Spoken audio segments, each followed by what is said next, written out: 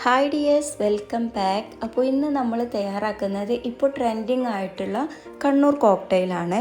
അപ്പോൾ അതെങ്ങനെ തയ്യാറാക്കുന്നതെന്ന് നോക്കാം. ഇത് മെയിനായിട്ട് 2 ചേരുവയാണ് ഇതിൽ വരുന്നത്, പപ്പായും ക്യാരറ്റും.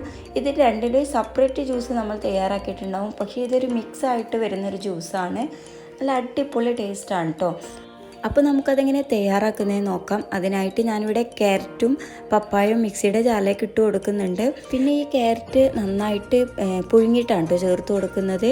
എന്താണെന്ന് വെച്ചാൽ ഇത് പെട്ടെന്ന് ബ്ലെൻഡായി കിട്ടാൻ വേണ്ടിയിട്ടാണ്. ഈ പപ്പായയും ക്യാരറ്റും രണ്ടും ഒന്ന് ഹാർഡായിട്ടുള്ളതും ഒന്ന് സോഫ്റ്റ് ആയിട്ടുള്ളതും അല്ലേ.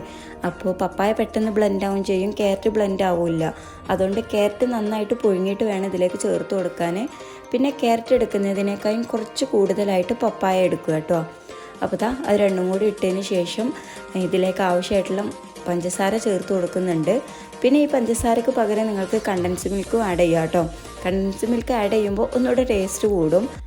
പിന്നെ ഇതിലേക്ക് പാലാണ് കേട്ടോ ചേർത്ത് കൊടുക്കുന്നത്. അപ്പോൾ കട്ടപ്പാലാണ് ഇപ്പോൾ ചേർത്ത് കൊടുക്കുന്നത്. പിന്നെ നമ്മൾ എന്ത് ജ്യൂസ് തയ്യാറാക്കുകയാണെങ്കിലും കട്ടപ്പാൽ ചേർത്ത് കൊടുക്കുകയാണെങ്കിൽ ഒന്നുകൂടി തിക്കുണ്ടാവും കേട്ടോ നമ്മുടെ ജ്യൂസ്. അപ്പോൾ കട്ടപ്പാൽ ചേർത്ത് കൊടുത്തതിന് ശേഷം പിന്നെ ഇതിലേക്ക് 2 സ്കൂപ്പ് വാനില ഐസ്ക്രീമാണ് കേട്ടോ ചേർത്ത് കൊടുക്കുന്നത്. ഇനി ഇതെല്ലാം കൂടി നന്നായിട്ട് തന്നെ ഒന്ന് ബ്ലെൻഡ് ചെയ്തെടുക്കുക. ഇതിപ്പോൾ നന്നായിട്ട് തന്നെ ബ്ലെൻഡ് ചെയ്തെടുത്തിട്ടുണ്ട്. ഇനി ഇതൊരു പാത്രത്തിലേക്ക് മാറ്റുക. ഇത് ഡയറക്റ്റ് ഒഴിച്ച് കൊടുക്കുക കേട്ടോ. ഇത് അരിച്ചെടുക്കുകയൊന്നും വേണ്ട. ഇനി ഇതിലേക്ക് നട്ട്സ് ചേർത്ത് കൊടുക്കുക. കൂടെ തന്നെ നമുക്ക് കോൺഫ്ലെക്സും കൂടെ ചേർത്ത് കൊടുക്കുക. അപ്പോൾ ഇതാണ് കേട്ടോ കണ്ണൂർ കോക്ടെയിലിൻ്റെ സ്പെഷ്യൽ എന്ന് പറയുന്നത്. അപ്പോൾ ഇതെല്ലാം കൂടി നന്നായിട്ട് തന്നെ മിക്സ് ആക്കുക.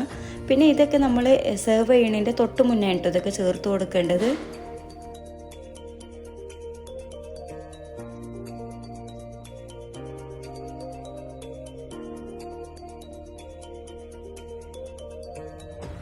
അപ്പോൾ നമ്മുടെ ടേസ്റ്റി ആയിട്ടുള്ള കണ്ണൂർ കോക്ടെയിൽ ഇവിടെ റെഡി ആയിട്ടുണ്ട്. അപ്പോൾ തീർച്ചയായിട്ടും നിങ്ങൾക്ക് എല്ലാവർക്കും ഇന്നത്തെ റെസിപ്പി ഇഷ്ടപ്പെട്ട് കാണുമെന്ന് വിചാരിക്കുന്നു.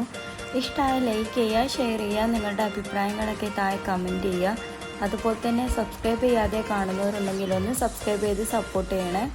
അപ്പോൾ അടുത്ത റെസിപ്പിയുമായിട്ട് നെക്സ്റ്റ് വീഡിയോയിൽ കാണാം. അതുവരേക്കും എല്ലാ കൂട്ടുകാർക്കും ബൈ. Thank you.